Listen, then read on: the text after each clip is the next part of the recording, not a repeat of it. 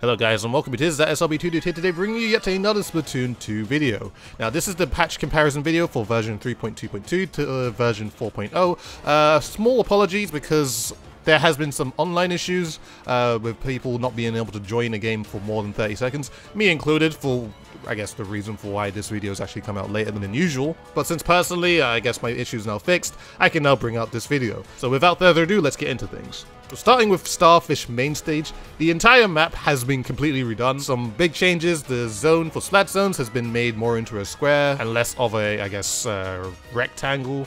The snipe area for clam blitz, you can no longer throw clams from that particular area to throw it into the basket. You know, I think those are the two biggest changes, apart from, I guess, the entire map being completely redone. For Snapper Canal, there's been slopes been added into the middle for Rainmaker and Clam Blitz.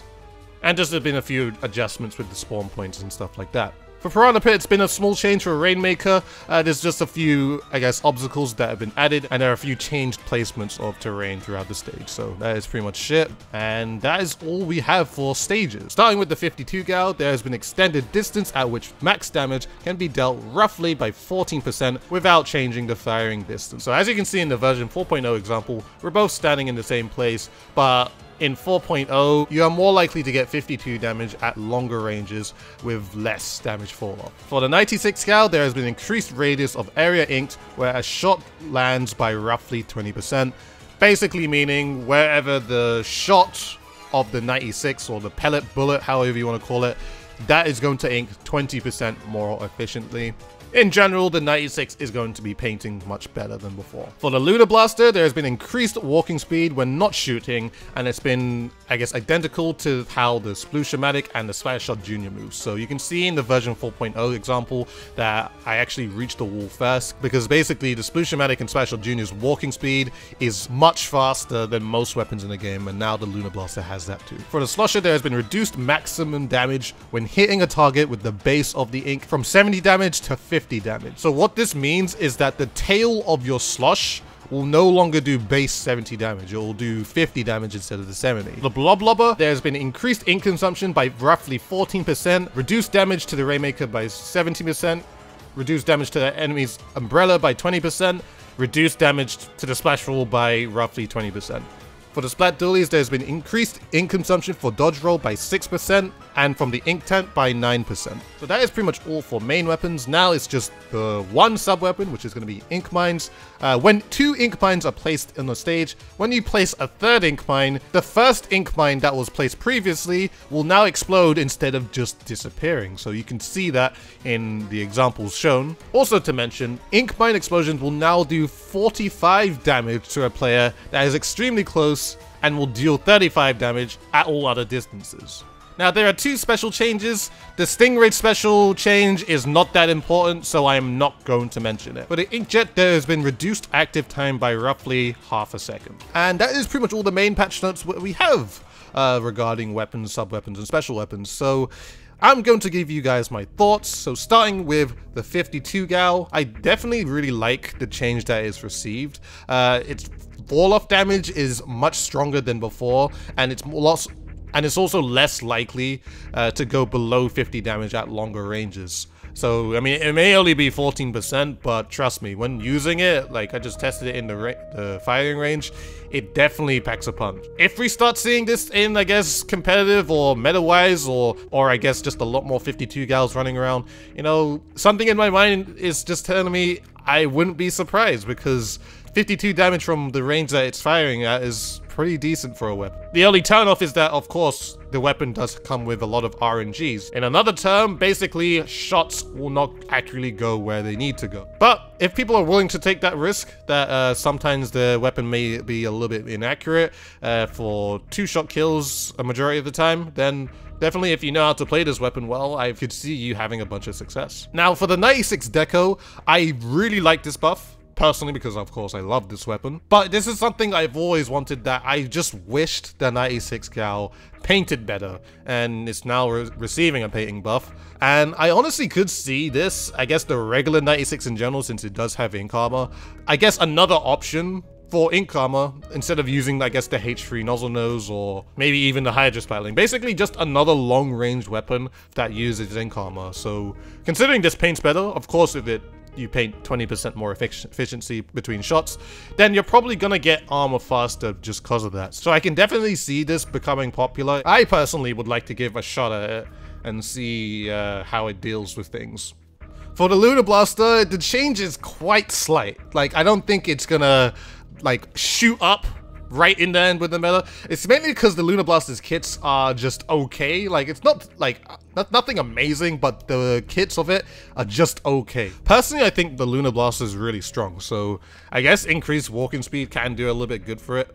I'm not really too sure what else they can do to it to make it, how it was back in Splatoon 1. I'm pretty sure a lot of people wouldn't want that, but at this point, I think it's in a good spot for more people wanting to use it, especially from its last buff from the last patch where it's now 20% more accurate, so I definitely feel like people should give it a shot. For the Slusher, I think it gets a big hit, and mainly for when it's on higher ledges and such like that. This is the thing where it's going to require people to become a little bit more accurate with the Slusher, especially when you're on, I guess, higher platforms, because when you slosh from a higher platform, you should know that there is damage fall off from that. So if you hit from the tail, I think the least amount of damage that you can possibly do is 35. Essentially making the Slusher a 3-shot kill if you are on a higher ledge, depending if you hit on the tail. I mean, if you hit straight on people at a higher ledge, then you're probably gonna do more than 50, but it's more so a nerf for people on higher ledges, and it's also somewhat of a nerf if you are, I guess, attacking someone with the Slusher, you hit with the tail first, and then you miss your next few Slushes. Basically, your opponent's going to heal. Basically, your opponent will have enough time to heal and be sturdy enough to actually take another one of those, I guess, tail shots. Weird way to say it, but that's what I'm just, I guess, thinking right now. But with that being said, do I think the Slusher is going to fall out of the meta because of this? I don't think it would. In all honesty, due to the Kenta dualies becoming a thing now in Splatoon, I honestly feel like that's going to see more play than the Slusher because it just gets baller faster. And of course, the dualies are just strong in general, so I wouldn't be surprised if we do see less Slushers and more Kenta dualies. Now, the Blob Lobber probably received the biggest hit within this patch. Reduced ink by 14%. That's pretty bad for it, especially when you throw down a wall and then you slosh after it. It is so much harder to actually keep your ink contained. It's gonna be a thing where main saver is going to be a thing that you need to have it. Otherwise, when you throw a wall down, you probably throw 2 or 3 sloshes and then you're gonna be out of ink. It also received some nerfs from the Rainmaker Shield, the Umbrella, and the Splash Wall. So it can't take any of these things down as fast as it used to. So really, I guess in terms of the amount of play we're going to see from this weapon, I'm not too sure if we're going to see too much of it. I feel like it's going to be very, very niche at this point. For the Splat dualies, they've pretty much received an ink consumption nerf. Basically, every dodge roll you do is reduced ink consumption by 6%. So if you've rolled twice, then you take away 12% of ink consumption. And if you're just shooting in general, there's 9% ink consumption from that as well. So now it seems quite scary for the Splat dualies, but honestly, I think it's okay because personally, I've played it.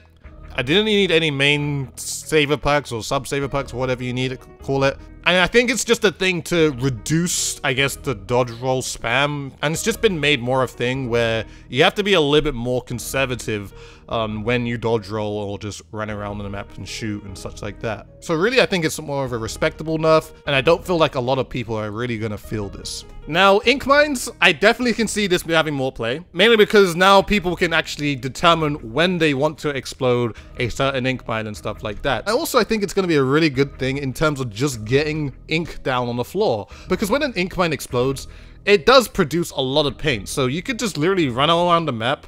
When you have enough for an ink mine, you just place one down just whenever you really need to. And it's just a really nice thing where you can determine whenever you need to get some ink down in certain positions. I could see this being used really well for splat zones in general, because you can kind of just run around, just place ink mines down around it. When you need a little bit more paint on it, you just explode an ink mine on it, and then you just continue to do that, and also apply a lot more damage than before. So, and lastly, we got the Inkjet. has a respectable nerf, because I did feel like sometimes Inkjets can pretty much last for quite a long time. It's been reduced by half a second. Like, I feel like if they took like an entire second off it, I don't feel like they'll be fair, because if you put on a bunch of special power up on it, you're barely gonna even have an Inkjet. So half a second, I think that's fair. And that's pretty much all my thoughts on the main weapons that have been changed. Of course, we got some special point changes for some certain weapons. I'm just gonna mention the custom dually sculpture, Rapid Blaster, Neo Splushamatic. I think these three are probably gonna receive the biggest change, especially a custom dually sculpture. You're probably gonna need to have special charge on it now. I guess a lot of people beforehand didn't really use special charge up, but I definitely think it's gonna be a thing that's required now if you want to even get your special in the first place. I think the Rapid Blast is probably gonna receive a little bit more play too, especially because of the Ink Mine buff. And of course as well, you're gonna be getting special much faster, and by comboing that with using your ink mines and stuff like that, I can definitely see that you'd get your bomb rush pretty fast. Now the Neo Splushamatic, I think this may hurt it a little bit. I don't know if many people run a bunch of special charge up on it. The weapon in general gets special super fast, so I mean honestly, just thinking about it now, I'm not too sure if that's gonna hurt it too much. I mean 210, I mean this Splushamatic could just look left and then paint all of that in like a couple seconds, so maybe more respectable nerf than harsh nerf. As for the others as well, the Explosher, Fire and Splatter Charger, and Tenderbrella, honestly, I feel like all these weapons are more than capable of getting their special that quickly as well, so more of a respectable nerf as well. So that is pretty much it for the patch notes, and this is pretty much all my thoughts of what I think of them. Version 4.1 is coming very, very soon, I guess October 1st, so we probably might receive some more changes. Not even too sure, but I know for sure that we're gonna definitely get some new things that I'll be happy to talk to you guys about and give you my thoughts on that as well. So, you know, that is pretty much all I've got to say for this video. I hope you guys enjoyed. Please, if you did, please like, favorite, comment, and subscribe to the channel if you have not already. Follow me on Twitter and Twitch, both in the description below. Do it for both of you free and generous. As always, guys, this has been ThatSrb2DUDE. Shall see you guys in a future video.